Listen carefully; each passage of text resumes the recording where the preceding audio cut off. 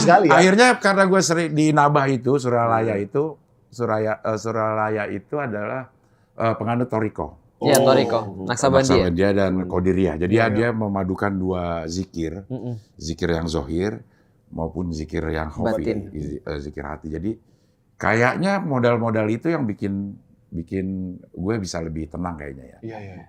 Maksudnya begitu gue pakai lagi juga nggak terlalu jauh. Gue cepat sadarnya, gue masuk ke pesantren yang berikutnya, akhirnya bisa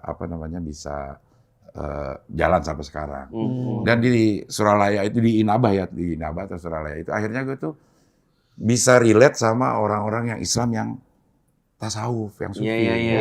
Kayak karena ada pengalaman rohani yang kalau gue cerita kayaknya ada loh. Iya. Misalnya Pada saat di Inabah itu, pada saat kita masuk, nanti mungkin sebulan atau 2 bulan ada proses namanya talqin, dibayat. Lo masuk Toriko ini, cara zikir ada mursyidnya. Ada mursyidnya gitu ya. Waktu itu, setiap gue, gimana ya, kalau mau ditalqin, itu ada 2 cara. Kita yang ke Suralaya, atau mursyidnya yang datang ke rumah. Ke Inabahnya. Ke Inabahnya, ke tempat tadi. Ke tempat tadi. Ya. Nah itu dilakukan berkala lah gitu ya.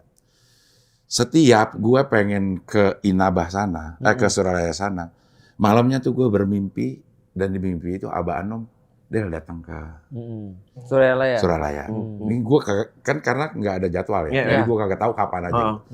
Dan dilalahnya sehabis subuh pasti kita akan ke sana. Dan yang lebih pertama kali yang bikin gue ini, gue mimpi sama Abah Anom pada saat gue nggak tahu mukanya gimana.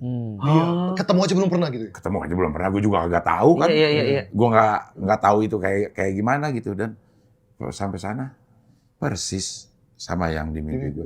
Ini sama orang gue cerita yang ini, apaan sih lo Del gitu. Gitu. Jadi tapi akhirnya gue tuh sama orang yang dia wali punya karomah ini, gue sekarang cenderung percaya aja. Karena gue juga merasakan itu gitu, merasakan itu, dan gue ngelihat kayak orang mau ketemu Abah Anom tuh mungkin ngantrinya bisa 100 meter gitu. Sama Abah Anom dia bawa yang kayak gini, sama Abah Anom didoain, gitu doang. Gue bilang yang dulu, ini apaan sih? Kayak begini gitu. Terus sama orang situ ya diceritain ya. Dia Abah Anom itu ahli zikir. Bukan cuma hati dan lidahnya yang berzikir. Semua organ tubuhnya udah berzikir. Termasuk pori-porinya, katanya gitu. Itunya iya, jadi pada saat seluruh tubuh gitu ya. Saat tubuhnya menyentuh sesuatu, aliran zikir itu masuk. Jadi gue cenderung percaya sama yang hal-hal yang gaib lah. Hal-hal yang gaib. Ya, kayak kalau misalnya yang kayak tadi belum bisa dimengerti, kadang-kadang yang bisa dimengerti, contoh ya. Iya, walaupun ada yang nggak bisa mengerti juga sih. Kiai abis minum, itu ketika dia naruh, dia pulang itu berebut. Ngalap berkah. Tapi kadang orang juga nggak bisa terima sih. Karena ada orang-orang punya pendekatan sendiri. Yang berbeda. Yang penting selama tidak haram ya nggak ada masalah.